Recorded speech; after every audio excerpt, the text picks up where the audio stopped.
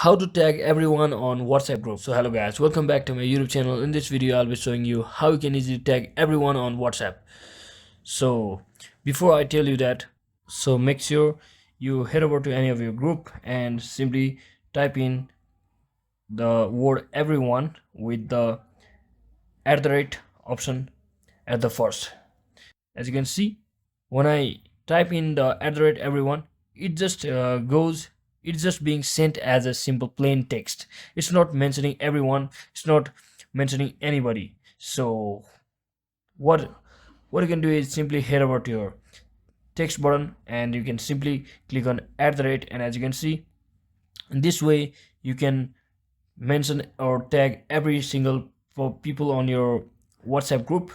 So that's exactly how you do it, because the WhatsApp doesn't allow that everyone keyword to tag everyone on your WhatsApp. So hope this video was helpful and informational. If it was, don't forget to like and subscribe to the channel. See you in the next one.